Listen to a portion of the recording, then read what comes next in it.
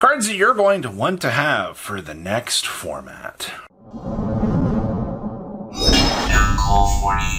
Make sure you guys smash the living crap out of that subscribe button so you guys don't miss out on more awesome content. So we're going to be starting out up here with the Pilgrim Reaper. And I guarantee you have forgotten that this card actually existed because the rank 6 package is flooded with Beatrice, M7, Wave King Kaiser. A lot of people look at this and like, wait, there's more than like the generic ones. Yes, there is. And Pilgrim Reaper is one of those cards that you look at and you're like, oh, what purpose do we need this, Robbie? So here's the thing. All right, we have a lot of people that are anticipating, tier. It's a free detach 1, mill 5 cards from the top of both players' decks. All right, well, yeah. And if there's less than 5, I mean, it's just that.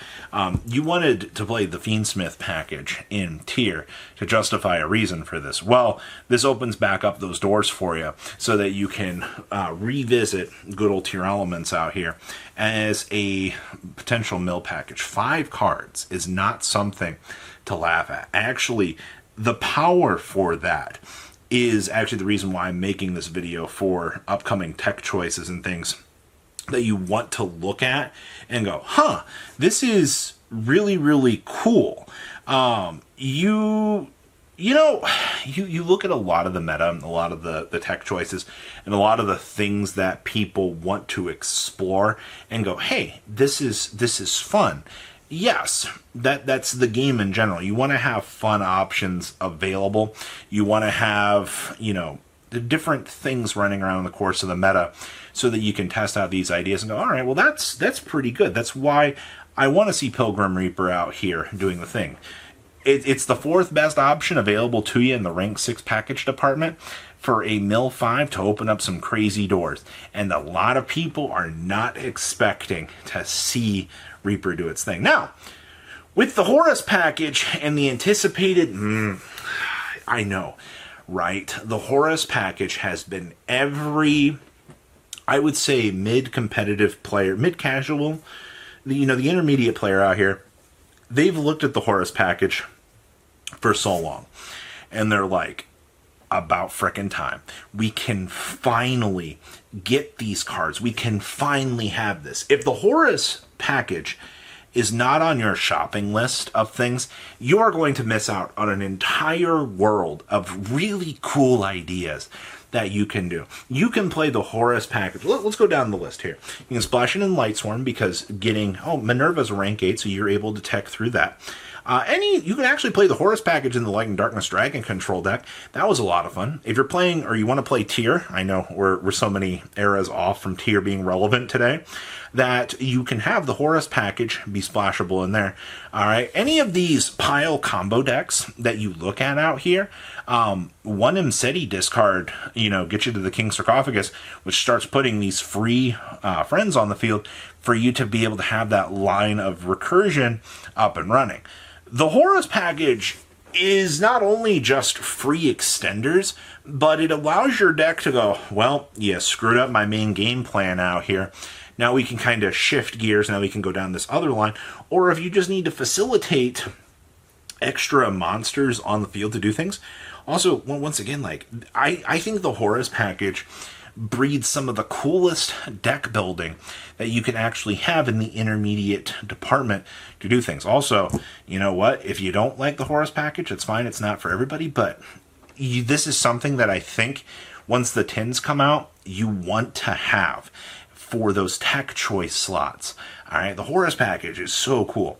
Goblin Bikers. Now, the Goblin Biker deck, we do have the Badass Goblins coming out in Rage, which, I'm not going to lie to you, I think the Badass Goblins are one of the coolest things that you could actually get the chance to see for an archetype.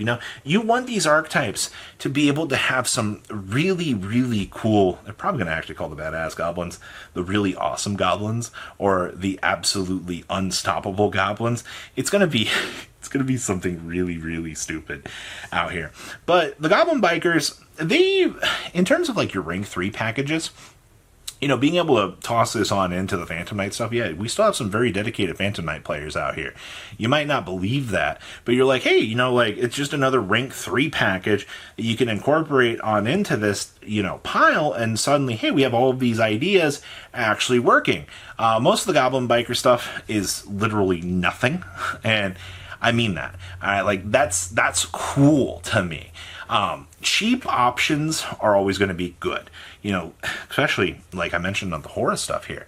If you're seeing these cards hit astronomical low values and you're like, hey, maybe I've been wanting to play Phantom Knights with the splashes. Are you gonna be able to perform, win a regional? You're gonna be working your butt off all day for it. It's possible, we have a lot of these choices in the meta that we can see people kind of come up with out here and make a splash with, for sure. But my major concern with all of this is just, hey, you have cheap cards available to you. If we're heading on into what people are hoping is going to be a completely different wasteland from the current game, for sure. I feel that. I think having some Goblin stuff available to you, if remember, if it's something you want to deck build, for sure. Splash Mage. This is a pretty big one. Since we've already talked about Firewall and Friends out here, we've already seen the huge anticipation that people are looking at right now with the whole Malice thing. Like, Malice is projected. So many people seem to think that this deck is going to break the game because, oh my gosh, recurable Cyberse monsters, or, the snowball advantage that, we're getting from it. Like, this is all crazy. Like, I can't believe this.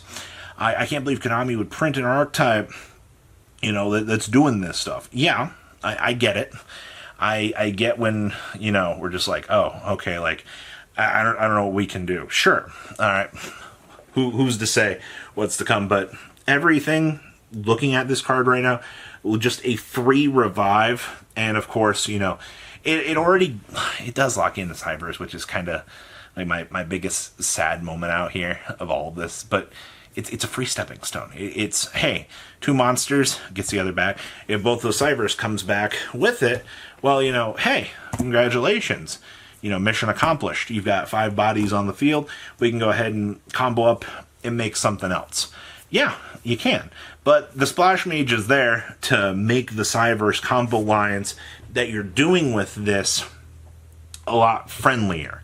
Alright, oh no, I can't make I need my SP Little Knight, it's the best card in my deck. No, stop it. Alright, you're just clutching on to these things that you really feel that you actually need to play out here. Don't stop it. Alright, I do think Splash Mage's rise to heights in terms of value out here has been very interesting, just to show the love that Malice is receiving from your player base. Like, it's actually kind of nuts. And then Exodia, the Forbidden One. Exodia has been some of the most fun I have had playing this game in a while. And you might be really shocked to hear that, because people having fun in the game, being able to dogwood with Exodia and just stack up an OTK by activating Ankh from hand puts your opponent into such a stupidly bad position. It is some of the most hilarious Yu-Gi-Oh! That I've actually had the chance to actually see out here. I would not be very much surprised to see, more people looking at the Exodia stuff. Also, Exodia stuff is cheap. We've come from the point out here that you had the Exodia stuff so highly priced from the first event. NAWCQ really sent those Exodia cards up in price, but times have shifted. The Millennium Shields have fallen down. Sengenjins are still a couple bucks.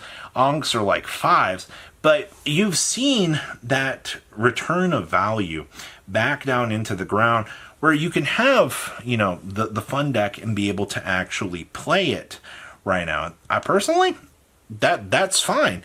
Exodia is the easiest deck I've had to play in modern era Yu-Gi-Oh! Like, it's actually kind of crazy to think about how vanilla that this deck is. You do like a couple plays, bait out, just make sure that the Sengenjin can resolve, and you're off to the races. Like, it's that easy for things. So, what do you guys think about everything? Please Leave a comment down below, tell me what you guys think, and I'll see your beautiful faces back here later today, guys. Patrons, thank you.